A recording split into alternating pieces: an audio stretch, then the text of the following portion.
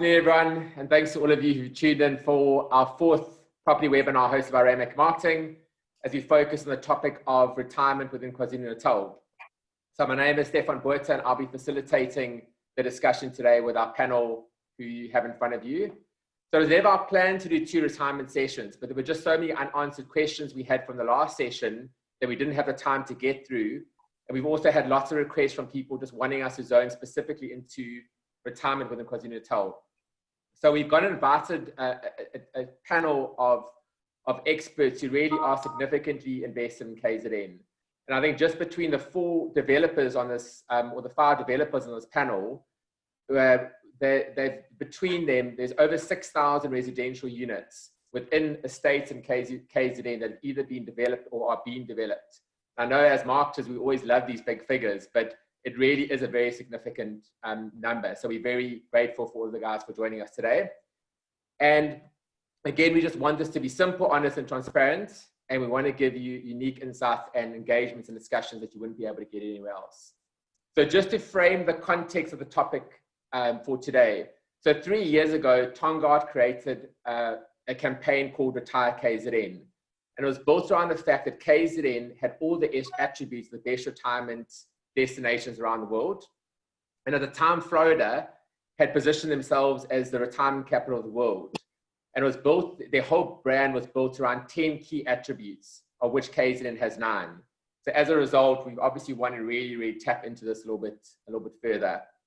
So just in terms of a very quick intro around our panel members, I'm sort of going alphabetical order. If you guys can just raise your hand, I know everyone can see your names.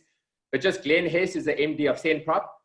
They've developed St. John's and Uzuli, which are both retirement and lifestyle estates in KZN. Welcome, Glenn. And Kunal Nievenhuizen, who's Director of Total Care. And Total Care managed 7 integrated care centers around South Africa. Then Geoff Perkins, who's Director of Collins Residential, who's the developers of Maneshkrim Retirement Village. Wes Smith, who's the Director of Carmel Properties, the developers of Shoreline Sabaya. And then Charles Thompson, who's the CEO of the Vemco Group, who are major developers within the Sabaya Coastal Precinct. So Wes, I'm going to start with you. So I think it's always quite interesting to know why developers get into retirement. So we know there's this big demand for retirement, but it's no secret that it's a lot more difficult to develop retirement than your normal residential. What's the reason why you as a development team got into retirement? Yeah, thanks, Steph. For us, it really was built around a absolute needs basis. We found ourselves about 4 or 5 years ago sitting in a room. I had 3 different business partners, and there were 4 of us in the room, and 3 of us were busy buying retirement homes for our mothers. And it kind of started a process of us looking around the Durban area. Mhlanga is a place where a lot of our families have been brought up, and we just became really surprised at how difficult it was to find retirement property. The waiting lists that existed to get into some of the better ones that were already in existence. And generally we started seeing quite a big trend of, Durban people who would ordinarily want to retire here would end up having to leave Durban, or particularly the North Coast, in order to go and find a place to retire. So ours was completely driven from a needs base. Having been in property and investments for many, many years, we found ourselves with our parents needing something for themselves. And as you look now at Shoreline, between the 4 directors, 2 of them will have their mothers staying there. 1 will have mother and father, and I'll have my in-laws staying there. So it was completely driven on a needs basis, where we kind of designed this with our families in mind, what we would want our parents to have. A lot of research with yourself, as you mentioned, around Florida, and really wanted to create this resort type feel where my father-in-law, for example, who's been in Mhlanga all his life, can retire 5 k's down the road, right on the beach. Lifestyle was very important for us. We wanted them to be near a beach, near a hospital, focusing on care and sustainability and security. So we really took those 4 pillars and designed a retirement estate. So Kunal, I know you guys as a group have been very dominant in Gauteng historically. Why the big move for you into KZN? Thanks, Steph. Yeah, it's great to be here. I think for us, the important thing is probably 2 things. Geoff found us, which is good. Geoff did a bit of a roadshow and he came across us. So the opportunity was there. As you say, KZN is the perfect retirement market. So we've always wanted to be in KZN, but it's one thing to want to be there. It's a different situation of partnering with the right people that understand our vision and the scale and the way that we want to do things. So I think there was a very good meeting of the minds, and that's why there's a lot of opportunities that we still face and that we can't make happen because you don't always have the right partners to do it with. And some of them will still work, but KZN, bottom line, is the weather is perfect all year round, and the facility just leans itself towards that. But very important is to partner with the right developer and to share that vision. And how much planning goes in up front between yourselves and the developer to find a facility that works for everyone, or to create a facility? Once you found the right facility and the right area, that was easy. I mean, we've been looking at KZN for the last 5 or 10 years, to be honest. So the planning, once you found the right partners, the right site, the right everything, it took about 2 years of planning before we actually got Merv standing, and that is for us very important. So it took close to 2 years to get that planning right. Obviously, subsequent to that, the planning becomes easier because you're already in an area that a lot of the planning has been dealt with. So I think Shoreline was a lot less intense because that's the second one, and we're very excited about that one coming on stream as well. So Glenn, obviously it's impossible to talk retirement in KZN without bringing Howick into the equation. So Howick now has over 2,500 retirement units, and the population's grown by about 44% since 2011. What's the driver behind that? So I think Howick, morning Steph, I think Howick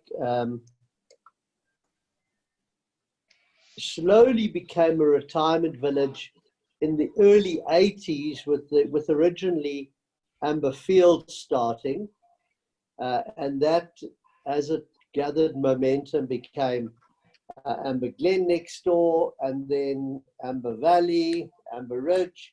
So the Ambers became the driving force for retirement in Howick, and I think the background to it was a combination of the fact that it was a very good climate. It was well located in that a lot of people from Northern Natal and even the coast, both the South Coast, North Coast, migrated and moved towards Howick because of the climate, because of accessibility to children, because of its village lifestyle, and in some respects, in many respects, its affordability. It is, as you say today, quite an established retirement market. There are actually about 4,000 units. The Ambers are over 3,000, and there are about 4,000 units in Howick, and it is growing. It's growing exponentially, quite substantially, being driven by the points that we are making out. So yeah, it's an important retirement area. Perfect, thanks. And then just obviously to those of you who are on the chat, feel free to post any questions. And like I said, we'll try and get through them as much as we can.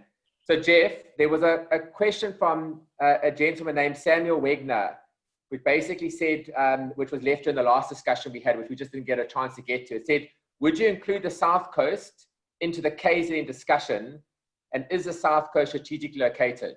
I think just to frame that quickly, I know that in the last 12 months within the Retire KZN campaign, 61% of those people joining have indicated they want to retire in either Mhlanga, Sibaya, or Belito, whilst only 13 have indicated that they want to retire on the South Coast. Why is the North Coast demand so much higher?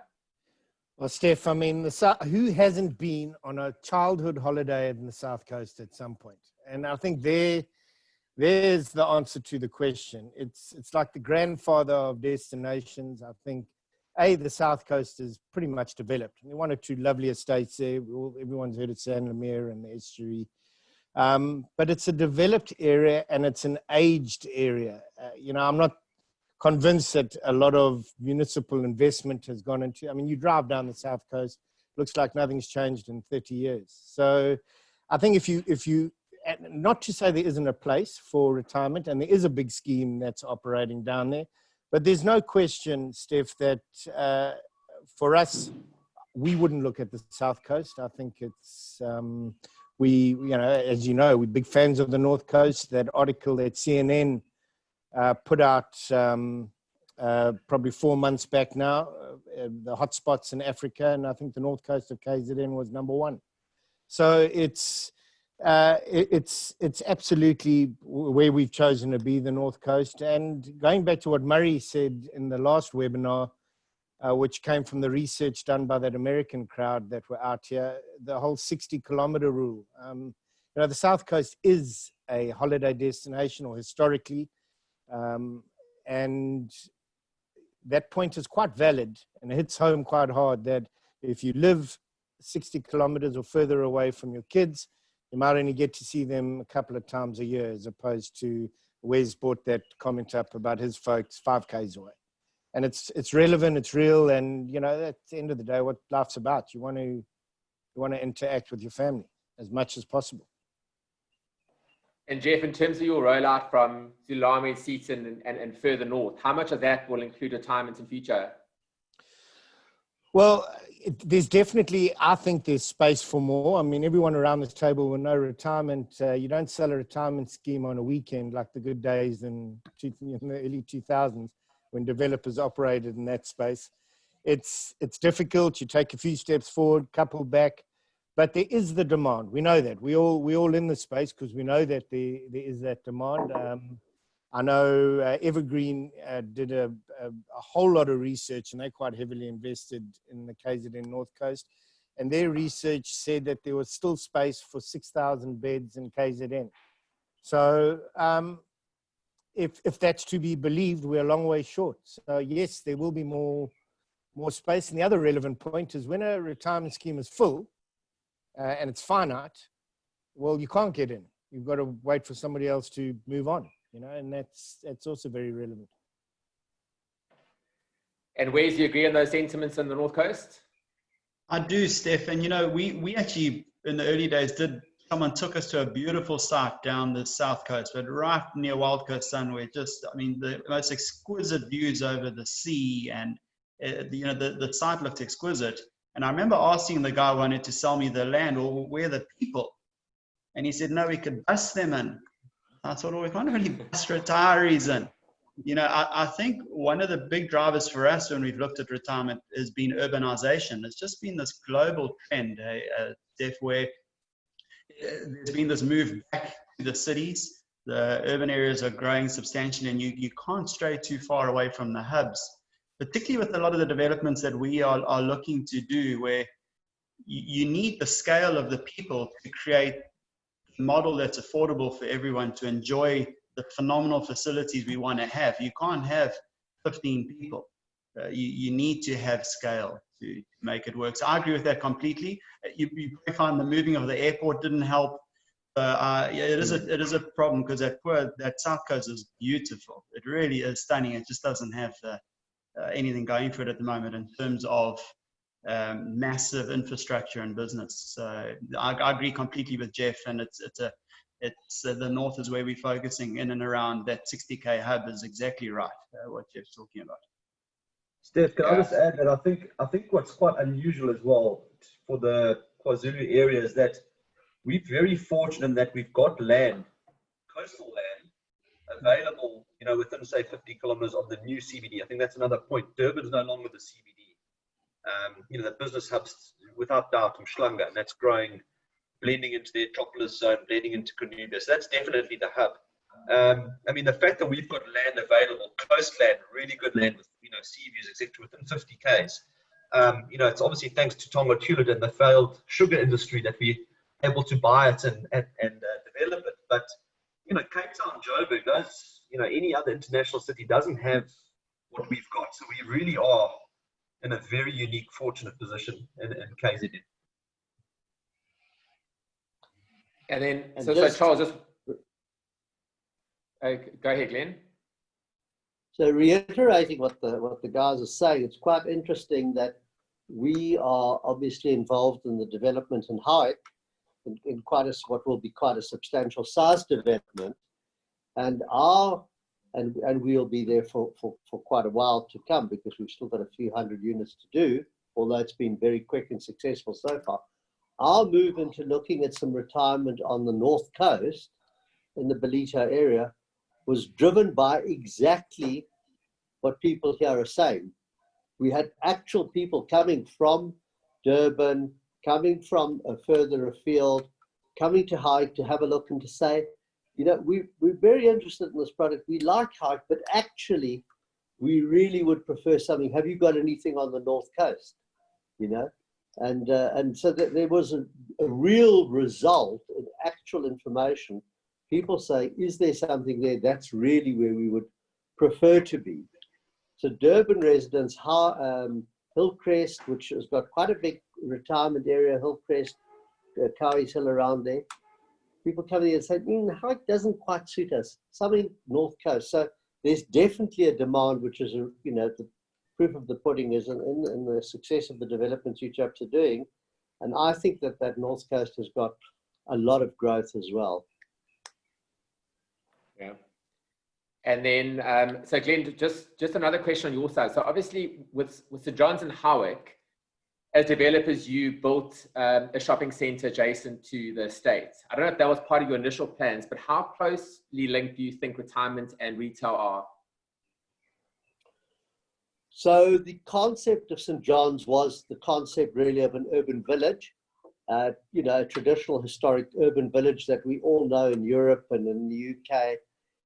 But in today's date, you can't put the little shopping center, the little butcher and the greengrocer and the pharmacies and that guys in the middle of the village, because security plays different roles today.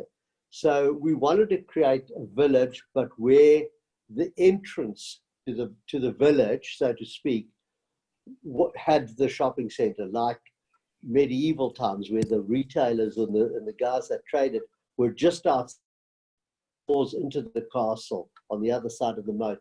So I think it's actually proven to be very successful, because literally our residents can walk there. You need to accommodate them. You need easy walking, wide paths, benches in a number of areas. But it suits guys, because a lot of retirees with time on their hands, we know from first-hand experience, they love it. They go down to the shop every day. They buy one tube of toothpaste. Tomorrow they buy, you know, one packet of coffee, because it's a stroll and a walk, and it's a little outing. So there is a definite need, you know, that the stock on the shops in the retail outlets we have in St. John's Village are different to what you might find at Woolies in Ballito. It's a specific driven product. So yeah, and I think it works very well. And I think in places like Ballito, you've got an abundance of retail in very close proximity. So that's another advantage on the North Coast.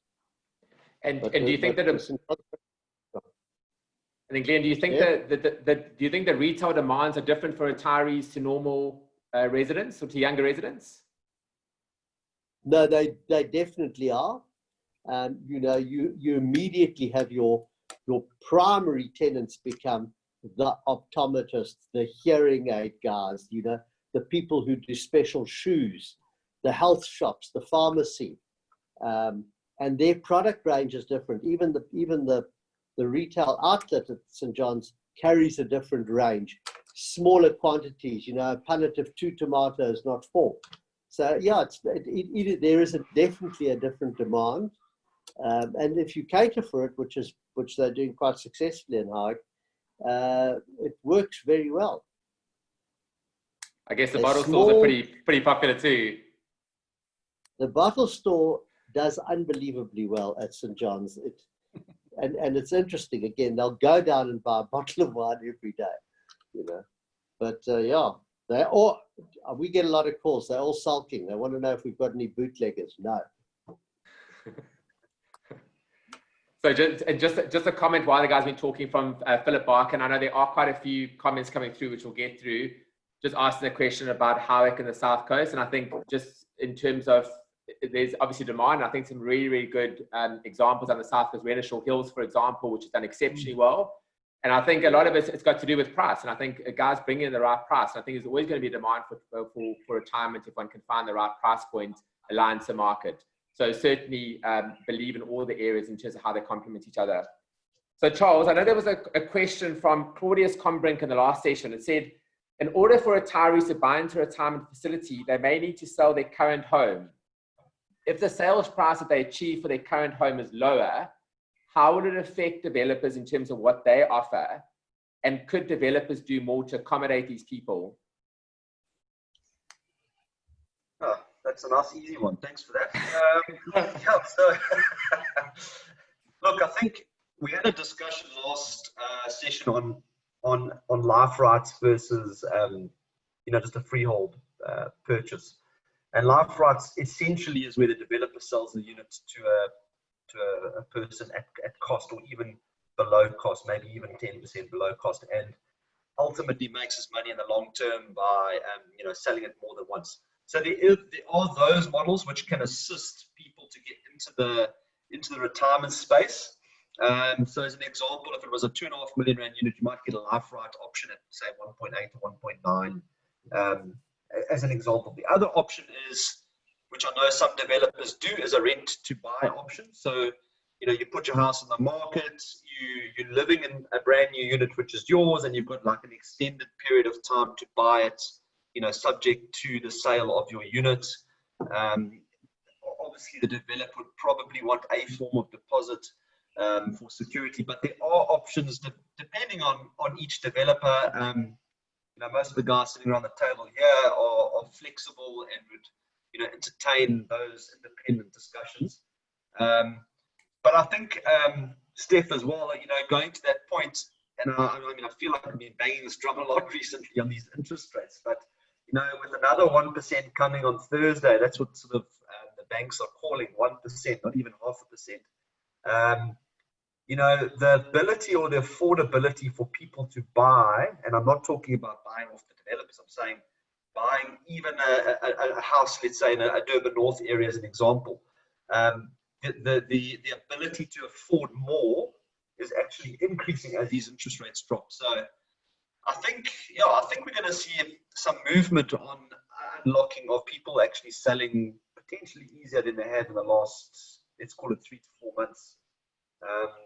So yeah, I don't know if that sort of answers the question. No, 100%. And I think a really interesting point there is that the lower interest rates, like we said, we're probably going to get another a cut this week, and it'll be the lowest we've pretty much ever seen. It might not affect those who are looking to buy retirement, but it certainly is going to help those people who are trying to sell existing homes to people who can get bonds. And I think that it really is quite a key facet, even during a time which is quite tough for people generally. Geoff, they just want to bring you, yeah. An important issue on the lower interest rates, as well as Charles is saying, is it also gives the developers an opportunity to look at other options, for example, rent to buy, because the cost of holding stock is considerably lower. I mean, we've had lots of inquiries, both in Howick and in our development on the North Coast, where people have come into us and said, look, we'd really like these units. We're not convinced that we want to be here, but, would you rent us a unit for a year with an option to buy? And, at historic interest rates, it's a hard call. New interest rates is going to allow developers to open up that stock opportunity. I can tell you, we are in the rental market now. So it's going to allow people to be more flexible. Yes, we'll come down to the North Coast. It gives developers an opportunity to also increase their market. In the Cape specifically, there's a very large investor rental market. In places like Century City, where there are a couple of hundred retirement units, investors have bought them, they're renting them out, they're achieving premium rentals, that allows a whole investment market when you come in with affordable interest rates. So it's an interesting thing. I think it's going to diversify the field of retirement options as well. Yeah. So Glenn, you think that people should be looking to invest in retirement early based on good rental yield and capital appreciation? Well, I think if you take a 3 billion rand unit now at a 7, say for example, % rental, you're talking about a cost of money of 200,000 a year. Their investment in the bank, if they're sitting with 3 million in the bank, they're going to be earning 4.5%, 5% on it at best. You might as well show 7%, which is going to, you rent out a unit at 15,000 a month. It's an affordable rental. It's a better return than cash on the bank. And I think that whole investment market is going to seriously start looking at retirement. And on top of retirement that, you're also getting the capital growth on top of that, Glenn, as well. Correct. No, exactly. So I'm very excited about the future of that particular element of investment property. And people are going out of commercial and retail investments. And I mean, in the UK, historically, residential investments have been huge. And in retirement in the UK. And I think that you'll find that retirement investment is a very good avenue and a big future for us developers. Agreed. And then, yeah, 100%. And then, so Geoff, is a really good question that's coming from Richard Wright. And I think it's very relevant because I think a lot of the developers in KZN actually take over a lot of the responsibilities of the municipalities in certain areas. So it says, thoughts about KZN versus Western Cape to retire. Is the Western Cape not better run in terms of municipalities? Well, it is, frankly, but when you talk about a destination for retirement, and why, I mean, we go back, I mean, this is a winter's day, well, we're easing into winter. I'm sitting here in a shirt, there isn't a breath of wind. I can't remember when we had a bad day in the last 10. This is probably the best place on earth that you want to be retiring in winter. And then summer, we warm. We have 2 extremely hot months. For me, there is no better destination than KZN when it comes to retirement. And then leading on to the municipal issue, we are dealing with and this is the fantastic actually aspect of new developments that are coming online, specifically in the retirement space. And it also ticks Philip Barker's question about the providing for different, price brackets. I mean, there was a time where, I think in Trialanga, there were rumors you had to register at birth if you wanted to get there, and I'm stronger. So, but the good thing about these new estates that are being developed is we are being a lot more clinical around waste management. We can do that now. We are our own municipality. We recycle. The renewables are a big play. Cornell will be the first to tell you that the design of a modern day care center differs dramatically from inherited ones that are 30, 40 years old. They're not practical with windy passages, and you need to staff those more. And so the clean lines, it's all part of the modern day care center. And care, in a very short space of time, has evolved immeasurably.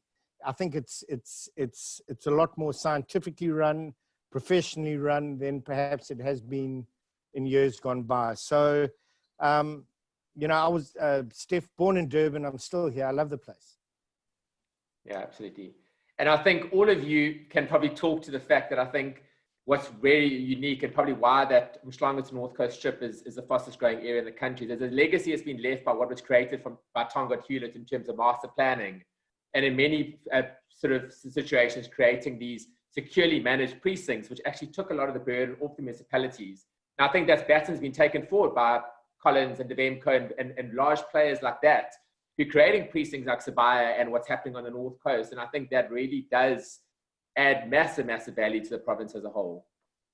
So I think that's why we see larger capital growth on those type of properties. So it's one of my sales pitches, is basically, do you want to step out onto a cobble street, which is maintained by a management association? Or do you want to step out onto a tar road with potholes that might get fixed, by a resident eventually before municipal gets to it? So those type of things will create value. Changing light bulbs and street lamps, keeping landscaped areas clean, all those little things create value, and that's exactly what you're saying, Steph. That's the legacy of THD, specifically in large areas of the North Coast. So, Cornell, I'm going to bring you in here. It's a good question from Anonymous. It says, thanks for the opportunity to ask a question. It's been mentioned that South Africa is 30 years behind in care and even dementia care. I know that at the last session, Barry mentioned, obviously, international trends. Are there plans in our industry to improve how we do things here in South Africa from this perspective? And I also just want to add, how would care evolve in future? Thanks, Steph. Yeah, I think from our perspective, in South Africa, the whole care centre or old age homes have been stigmatized in the past. And to a certain extent, it has been left behind. And that's to a large extent a very true statement that we're probably 30 years behind as a country in terms of care. But there are other operators, and obviously including us, that have kept up with the trends. So I think it's very, very important to just do your homework properly. Go and look at a facility. Don't think, oh, no, it will never happen to me, or my parents will never need it. Go and look and be proactive, and go look at a facility like the 112 bed care center that we have at Mount Edgecombe, and the 56 bed facility that we'll have in a few months' time at Shoreline. That's very important, because it's like in South Africa, we have first world pockets and we've got the rest third world. And it's the same with care. We benchmark ourselves with the best in the world.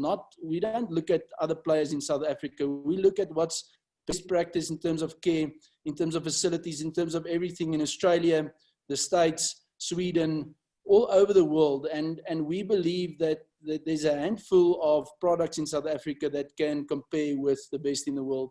But you're right, in general, as a country, we are behind. And from a dementia perspective, are we evolving?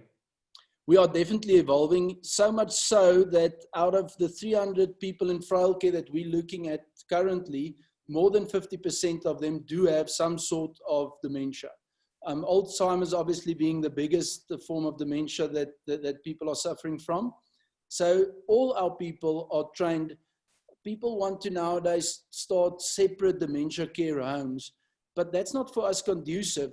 At the end of the day, your chance, the stats tells us that over 80, if you are over the age of 80, your chance of 50% of having dementia. And that's what we see. More than 50% of our people in assisted living and frail care does have a form of dementia. It's like your body. Your body gets frail, your mind gets frail. Unfortunately, that's the reality. So to go and create another place, we're just going to stigmatize that facility because, oh, that's for the people with dementia. That's why we develop, if you go to Mount Edgecombe and to all of our facilities, you'll see there's 5 or 6 or even up to 9 different sections so that we can place those people correctly, so that the people with the same level of dementia and level of care are then placed together. So we believe in having dementia care units, but not to segregate and to have it separate, to try and integrate it into your bigger care facility. And that's why it's not only scale. Scale is important, but scale also brings you the possibility to separate and to put the people with the right people so that they can live happily ever after. Yeah, and I'm sure that's all driven by international trends. Yes, 100%. Okay. So Charles, there was a question in the last session we had, the 101 in property investment, which spoke about semigration.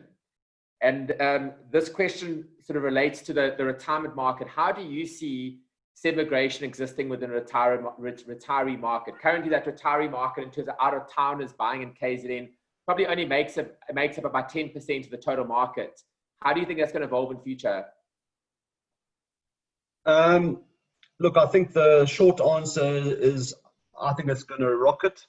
I think we've all alluded to why we particularly are developing and living here. But I mean, you know, if you consider just the basic items, one, weather, that's I mean, such a big component of why we all stay here. Weather, and that includes the ocean. The ocean's usable. It's not an ocean you can look at. It's actually a warm ocean that you can use. Relatively speaking, you know, coastal properties in this area are very, very well priced compared to sort of eastern seaboard areas, etc., etc. And I know most retirees want to see the sea, particularly from inland. I think it's sort of on their wish list.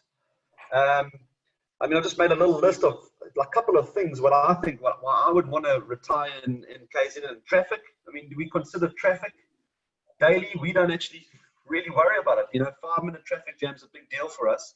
Cape Town, Joburg, hours. You know, it's something we're not used to, but we're really fortunate that we don't have to get used to it.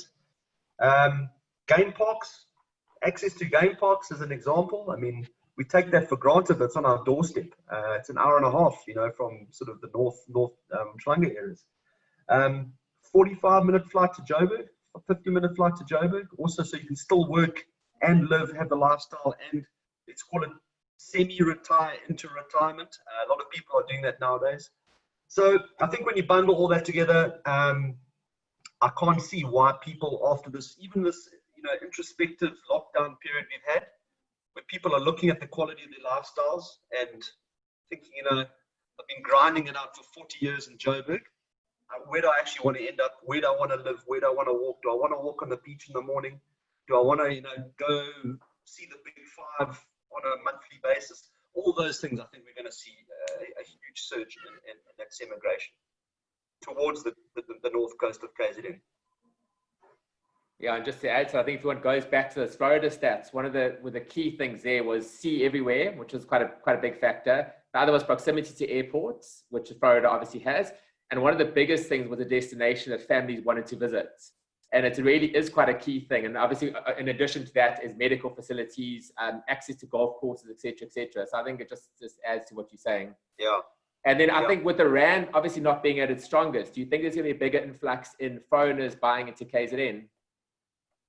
I think so, yeah. I think, you know, we saw a massive surge into the Cape, particularly from the Europeans, Germans, Italians, the English. You know, those prices are sitting, we mentioned it last time, you know, 100,000 a square meter plus.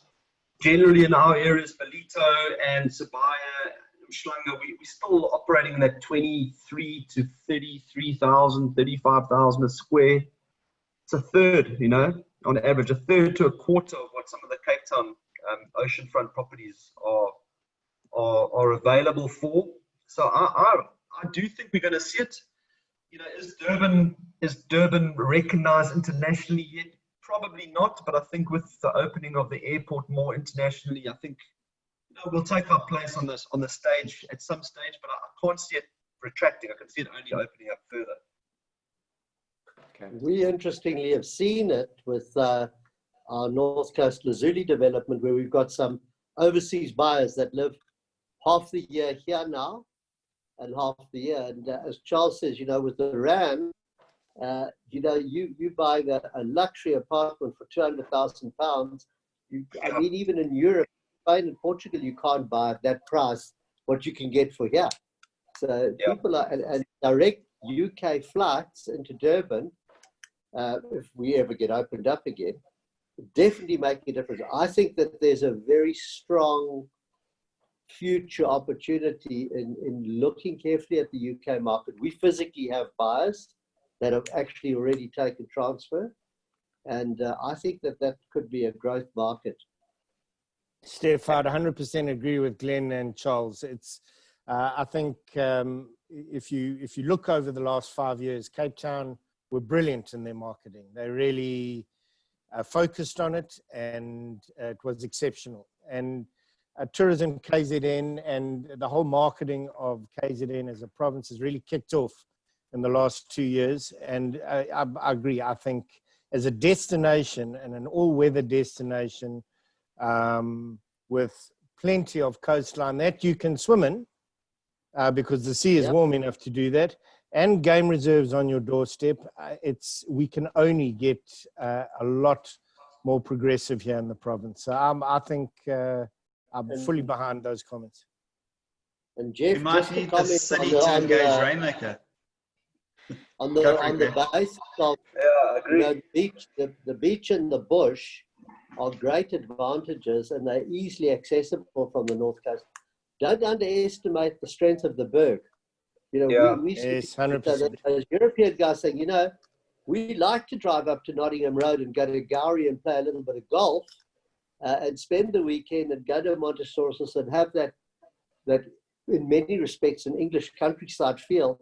also an hour and a half away, you know, so you've got these two distinct climatic and environmental conditions, which are really great advantages. I think if us developers could club together and start a wine farm, we'd nail it. We'd have everything. I think Glenn's already got that covered. So we've got one. We'll take you down to Stellenbosch. We'll fly our guests in for weekends. We just need the plane, Geoff. If you could organise that. And I know, just an interesting stat, I know with King Shaka Airport, year-on-year growth has been 6.5% with domestic travel and 7.5% with international travel. And like you said, Glenn, in terms of BA coming directly, maybe in future Air France, various other different avenues. Yeah. And I think a game changer will be when we change the pattern of the swallows, like we referred to, spend half a year in the Cape and half a year overseas. Once they start realizing what's on our doorstep, it really is going to be a fundamental shift in the mind, I believe. And Steph, I mean, going to what Glenn was saying, you know, the Europeans' worst, let's say, weather period. Let's just be focusing on the northern hemisphere, sort of November to like March, April. You know, that's sort of their worst 6 months. Arguably, that's some of our best, you know, weather here in KZN. You know, it's just like it actually suits that whole swallow market perfectly. So, Glenn, just a comment from.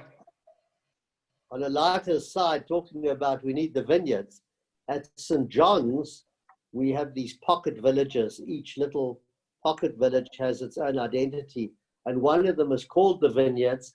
And I planted a hectare, 2,500 Shiraz bushes 4 years ago in Hike. And next year, we'll actually start making wine in Hike. They have done remarkably well.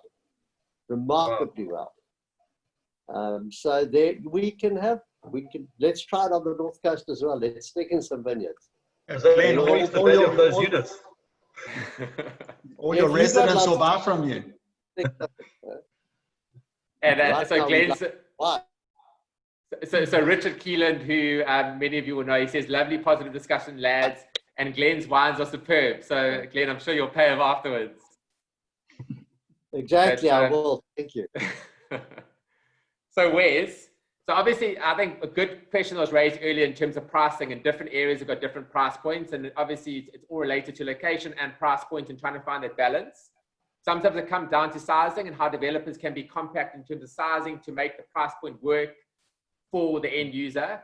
So is downscaling a positive or negative? We obviously come from a history where people come from large homes and they've generally hoarded items along the way. What's your perspective? Whether it's our experience, Steph, has been that initially it's extremely difficult for people to, and stressful for people to downsize.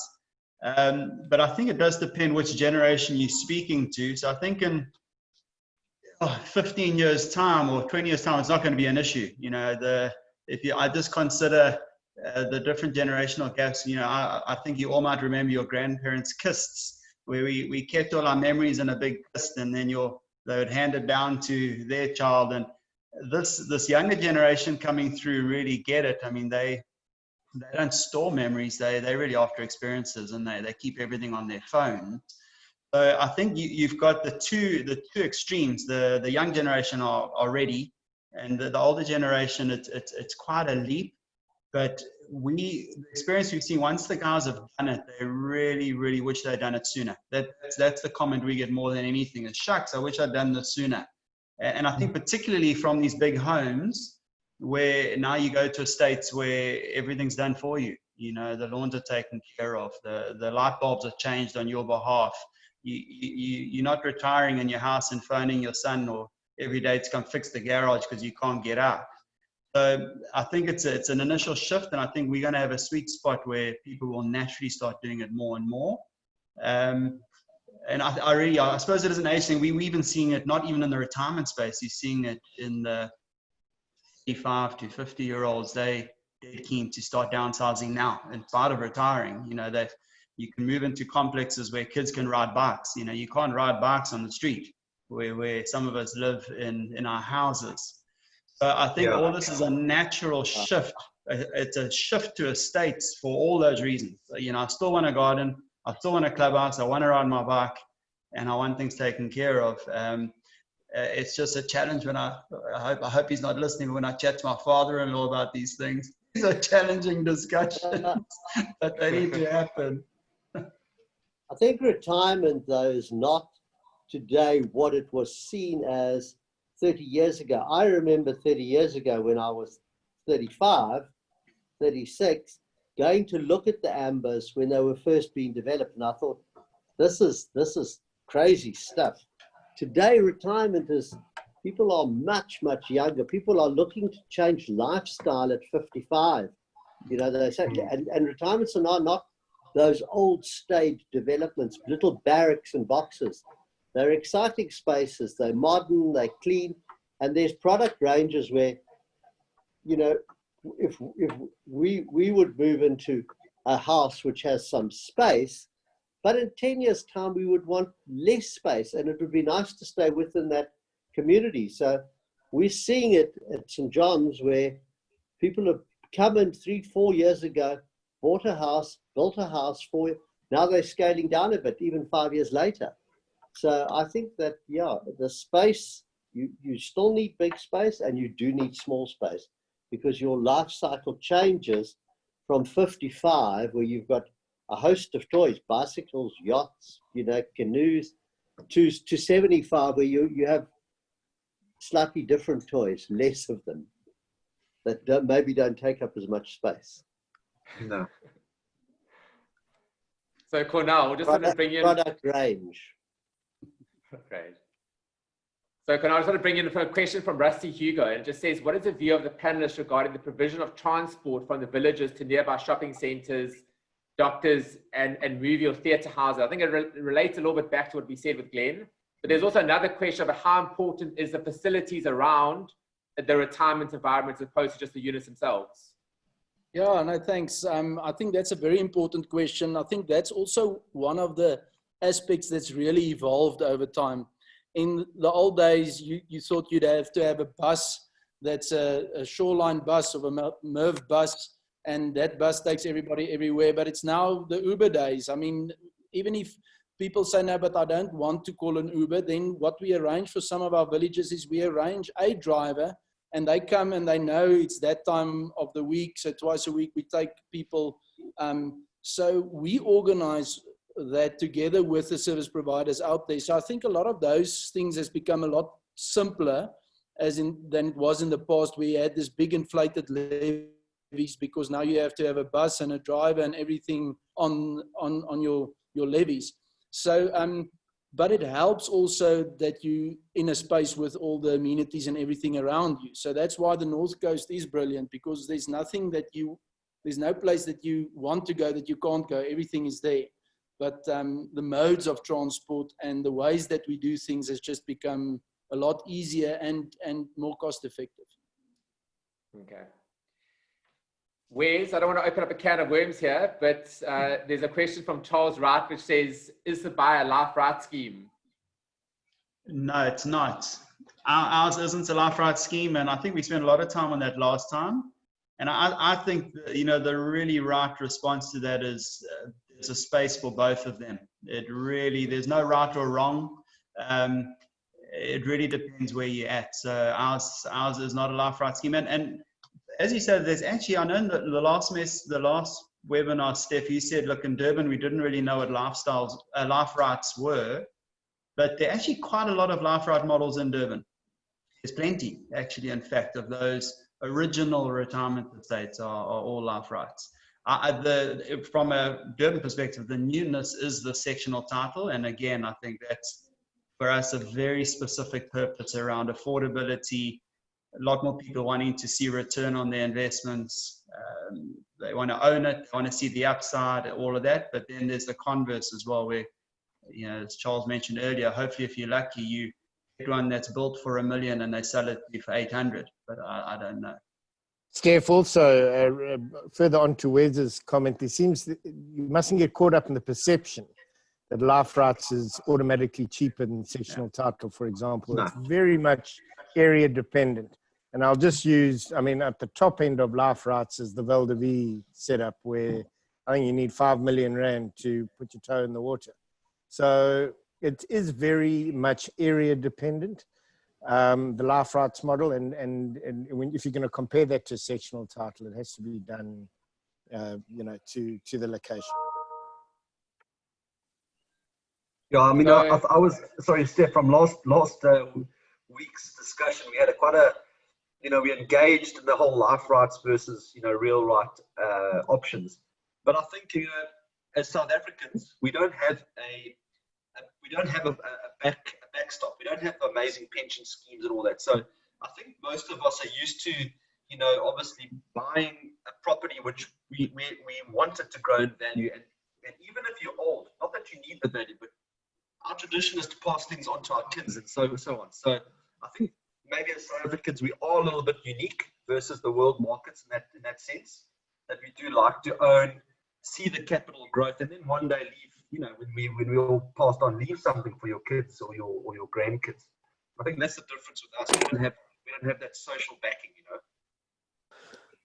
Yeah, absolutely. And I think like we said, there's a place for both. And there have been successful examples of both throughout the province and throughout the country. So Glenn, I just want to direct this to you. It's a question from Chris Horn, but it's also a very similar question to what we got from James Dixon in the last session. Just literally COVID, the current situation, obviously the older market is more vulnerable, and maybe Cornell, if you also want to come in here afterwards, how will facilities look going forward, and what will retirement villages do more of to protect existing owners and tenants? So I think COVID has taught everybody a lesson, and again, I think we can speak from experience. People are inquiring and are asking the question, what facilities do you have?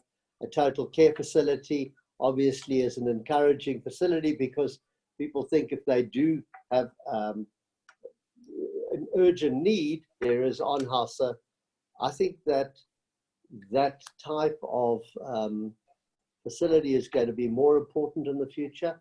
I think that in-house management of security and staff, gardening, landscapers is going to be more controlled.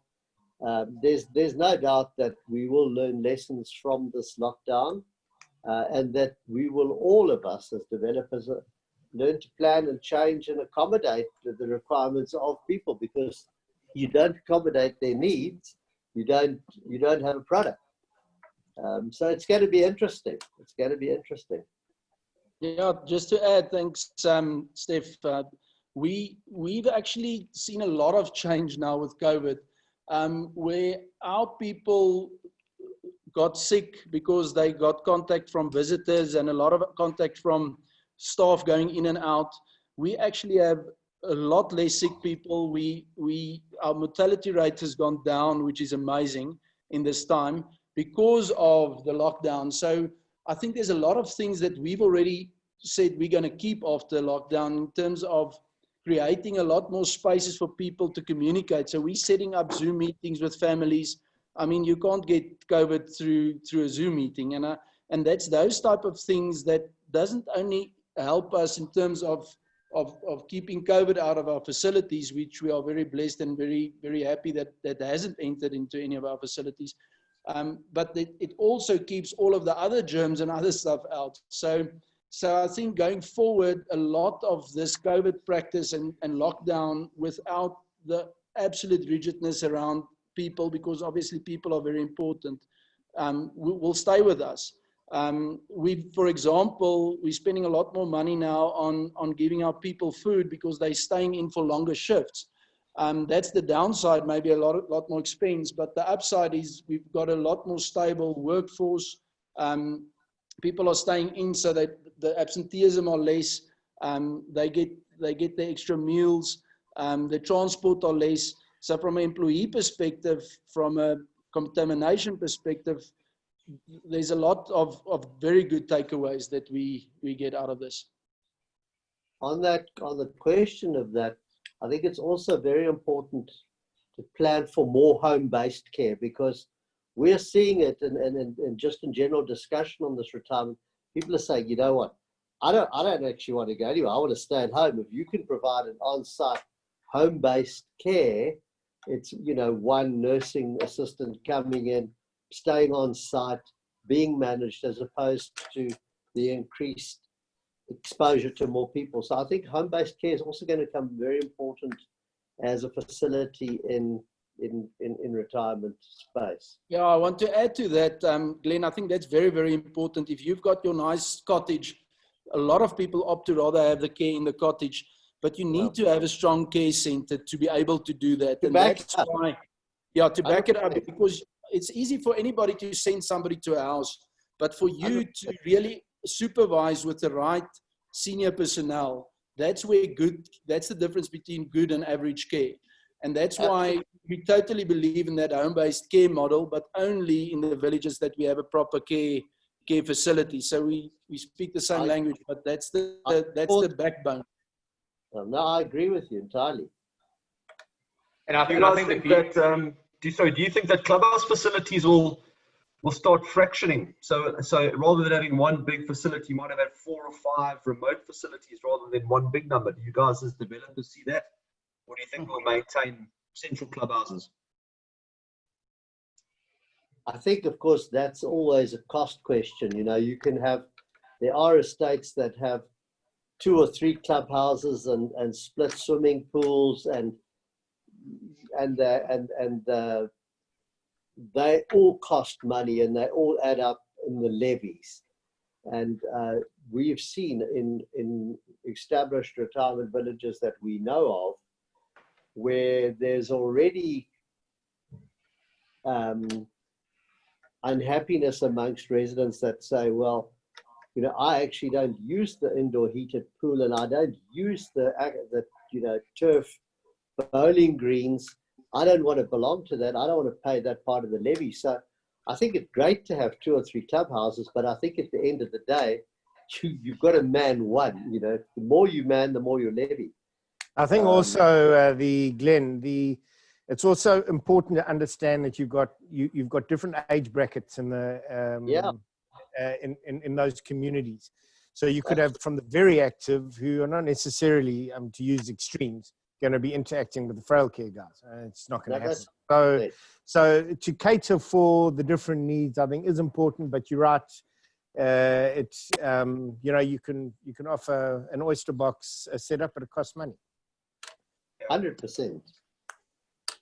And I think just to add to that home-based care model, I agree absolutely again. And I think the big benefit of being able to plug an existing care facility or retirement into an existing estate is that it adds so much value to existing residents within estates. And we see a lot of those examples where you are creating that multi-generational living, an existing estate, you add retirement to it, you create that multi-generational thread, but you also create such value for existing residents who aren't yet in that retirement phase. And I think that's a big, big trend we'll see going forward in terms of how retirement and existing estates interact. No, absolutely. Talking about costs, just as a bit of fun, we obviously also looked at retirement villages and developments all over the world. There's a development in Chelsea in London where basically a 50 square meter suite. So it's a separate bedroom with a very luxury ensuite bathroom and its own little lounge, and 24-hour service, meals, a butler, hairdos, free hairdos, manicures all day is available. £24,000 a month. A month. 500. So we can all have luxury facilities. You just need a big checkbook. Then does that include that? I'm not sure. But you know, somebody mentioned oyster box earlier. We have a friend who has a mother who lives at the oyster box, and it costs them, I think, about 100,000 a month or whatever it is, permanently in a suite. I think it's cheap. So there we go. They're horses for courses. Absolutely. So, Jen, so on that note, I think we're going to wrap up. I know, judging by the numbers, we've had a great response, and just thanks to all of you guys for your time. It's been awesome, wonderful input from everyone. And I think it's really just emphasizes what a special place we have on our doorstep. I think everyone who's seeing what the weather's like at the moment and what's outside their front doors, it really is a great time, and there's so much to celebrate in this province. So thank you to everyone. I know we will be posting this on our blog, and we'll be sending a mail out to every single person who registered for this. So you have the ability to be able to view the full recording, but also circulate it onto friends or loved ones or family who haven't been able to watch today. But again, I hope you guys all have a wonderful week ahead, and enjoy your afternoon. Thanks, Thanks Steve. so much. Thanks, guys. Thank you. Guys. Bye-bye. Bye for now. See you soon. Ciao, Bye, guys. Bye, guys. Ciao, guys. Guys. Bye. Cheers, guys.